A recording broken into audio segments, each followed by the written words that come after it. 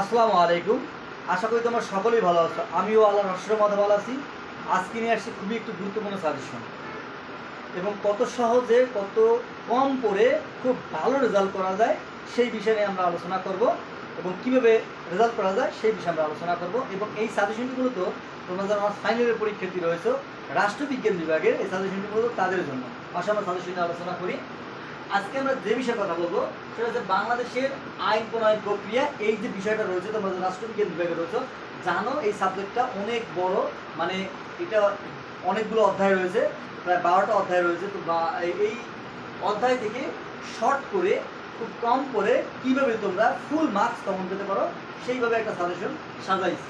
দেখো, বিষয়গুলো হচ্ছে 24, 19, 13, সময় থাকবে 4 ঘন্টা, 80 মার্কের একটা কোশ্চেন থাকবে। এবং তোমরা বিগত বছরের পরীক্ষা দিয়ে আসছো, যে প্রশ্ন প্যাটার্নটাও কিন্তু 3টা ফরম্যাটে হবে: ক বিভাগ, খ বিভাগ, গ বিভাগ।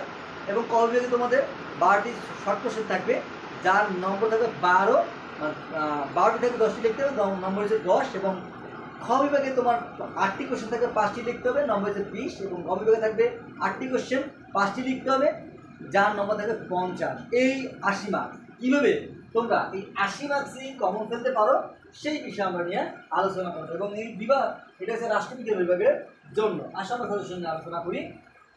এবং দেখো, আমি প্রথমে দিয়েছি 3য় অধ্যায় আইনসভার সাংবিধানিক অনুবিধি, মাস্ট পড়তেই হবে। কেউ এই সাজেশনটাকে প্রত্যেকে ফলো করবে।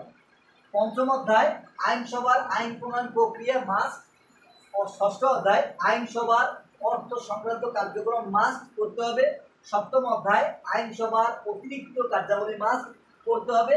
8ম অধ্যায় আইনসভার প্রতিনিধিত্বমূলক কার্যাবলী মাস্ট করতে হবে।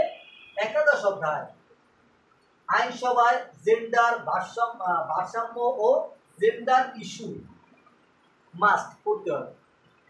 এখন এই 6টা অধ্যায় কারা পড়বা? ওই সকল ছাত্রছাত্রীই পড়বা যারা মোটামুটি প্রিপারেশন নিয়েছে, যাদের রেজাল্ট মানে টপার হতে চাও। 80 মার্কসে তাদের কমন ফেলতে হবে, 80 লিখতে হবে, এবং 80তে 80 পেতে হবে। কীভাবে পারো সেটা তোমাদের বিষয়, বাট 80তে যাতে 80 নম্বর কমন ফেলতে পারো সেইভাবে আমি একটা সাজেশন অবশ্যই দিয়েছি। তার মানে এই 6টা অধ্যায় তারাই করবা যারা মূলত এই 80 নম্বরের কোশ্চেনটা কমন ফেলতে চাও। 80তে 80 কমন ফেলতে চাও, তারা এই 6টা অধ্যায় পড়বা, এর কোনো বিকল্প না। এর কম পড়লে 80 মার্ক কিন্তু কমন করবে না। এবং বিগত বছরের সাজেশনগুলো 100% কমন করছে আমার, সেজন্য তোমরা অবশ্যই গুরুত্ব সহকারে সাজেশনটাকে ফলো করবে। এখন আসো যে আমি এতগুলো অধ্যায় করতে পারবো না, আমি প্রিপারেশনটা ওইভাবে নেই নাই, আমি একদম সামান্য প্রিপারেশন নিয়েছি যাতে পাস করাটাই কষ্ট। তাদের জন্য যাতে ফার্স্ট ক্লাস পেতে পারো খুব অল্প করে, তাদেরও ব্যবস্থা আমি রেখেছি। কিছু পড়াশোনা করলেই ফার্স্ট ক্লাসের যে ন্যূনতম 60 মার্কস লাগবে সেটা তোমরা কমন পাবা।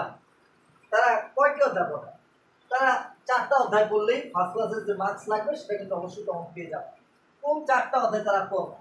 এই যে 5ম অধ্যায়টা অবশ্যই তারা পড়বা, 6ষ্ঠ অধ্যায় পড়বা, 7ম অধ্যায় পড়বা, তার সাথে পড়বা 8ম অধ্যায়। অর্থাৎ যারা ফার্স্ট ক্লাস পেতে চাও তাদের এই যে 4টা অধ্যায়, এই 4টা অধ্যায় পড়তেই হবে ফার্স্ট ক্লাসের জন্য। ফার্স্ট ক্লাসের জন্য পড়তেই হবে এই 4টা অধ্যায়, ঠিক আছে?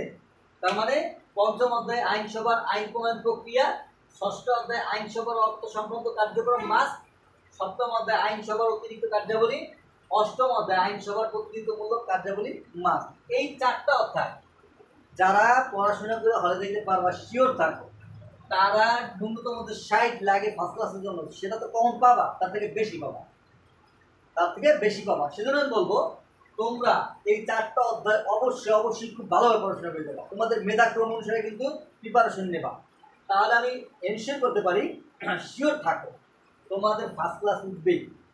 এখন আসো যে স্যার আমি একদম মোটো প্রিপারেশন নেই, আমার সামনে পরীক্ষা, আমি কীভাবে একটা ভালো রেজাল্ট করতে পারি অথবা আমি পাস করতে পারি, তার জন্য কিন্তু ব্যবস্থা আছে। তারা মাত্র কয়েকটা অধ্যায় করে কিন্তু পাস করতে পারবে। তাদেরকে অবশ্যই 3টা অধ্যায় পড়তে হবে। 3টা অধ্যায় কোনো বিকল্প না। এই 3টা অধ্যায় পড়লেই তারা শিওর থাকো পাশের জন্য 32 লাগে, 32-এর বেশি পাওয়া পাওয়া। তাহলে তোমরা কোন 3টা অধ্যায় পড়তে পারো? এই যে 5ম অধ্যায়, তার সাথে পড়বা 8ম অধ্যায়, তার সাথে পড়বা এই যে তোমার একাদশ অধ্যায়। এই 3টে অধ্যায় যদি তোমরা খুব ভালোভাবে পড়তে পারো, এই 3টে অধ্যায় যদি তোমরা খুব ভালোভাবে পড়াশোনা করতে পারো, শিওর থাকো যে তোমরা খুব ভালো একটা রেজাল্ট করতে পারবা, খুব ভালো একটা রেজাল্ট করতে পারবা। যারা পাস করতে চাও তারা মাত্র কয়টা অধ্যায় পড়বা? 4টা অধ্যায়, 3টা অধ্যায় পড়বা। কোন 3টা অধ্যায়? এই যে পঞ্চম অধ্যায় আইনসভার আইন প্রণয়ন প্রক্রিয়া, তার সাথে পড়বা অষ্টম অধ্যায় আইনসভার প্রতিনিধিত্বমূলক কার্যাবলী, তার সাথে পড়বা একাদশ অধ্যায় আইনসভার জেন্ডার ভারসাম্য ও জেন্ডার ইস্যু। এই 3টা অধ্যায় পড়ে তারা ন্যূনতম যে পাস করার জন্য 32 টাকা তা কমন পাবা। এখন আসো যে এর আগে যে বলছিলাম যে ফার্স্ট ক্লাস পাওয়ার জন্য, সেখানে একটু মিস্টেক আছে। সেটা হচ্ছে তোমরা ফার্স্ট ক্লাস পাওয়ার জন্য অবশ্যই এই পঞ্চম অধ্যায় পড়বা, ষষ্ঠ অধ্যায় পড়বা, অষ্টম অধ্যায় পড়বা এবং একাদশ অধ্যায় পড়বা। অর্থাৎ ফার্স্ট ক্লাস যারা পেতে চাও তারা এই সপ্তম অধ্যায়টা পড়বা না। অর্থাৎ এই পঞ্চম অধ্যায় পড়বা আইনসভার আইন প্রণয়ন প্রক্রিয়া, এর সাথে পড়বা ষষ্ঠ অধ্যায় আইনসভার অর্থ সংক্রান্ত কার্যাবলী, এর সাথে পড়বা অষ্টম অধ্যায় আইনসভার প্রতিনিধিত্বমূলক কার্যাবলী, আর এর সাথে পড়বা একাদশ অধ্যায় আইনসভায় জেন্ডার ভারসাম্য ও জেন্ডার ইস্যু সমূহ। এই 4টা অধ্যায় অর্থাৎ পঞ্চম অধ্যায়, ষষ্ঠ অধ্যায় এবং অষ্টম অধ্যায় এবং একাদশ অধ্যায়, এই 4টা অধ্যায় বলে মূলত ফার্স্ট ক্লাস পাওয়ার জন্য যে মার্কস লাগবে তার শিওর থাকবে পাবা। এবং তোমরা যারা আমার এই চ্যানেলে আসো এবং পেজে আসো প্রত্যেকে স্বাগত জানাচ্ছি। যারা নাই তারা অবশ্যই আমার পেজ ইমদাদুল কোচিং, এই পেজটাতে গিয়ে অবশ্যই লাইক, কমেন্ট, শেয়ার এবং ফলো দিয়ে রাখবা, যাতে তোমরা পরবর্তী ভিডিওগুলো পেয়ে যাও। আশা করি তোমাদের সাজেশনটা বুঝাইতে পারছি। খোদা হাফেজ, ভালো থাকবে।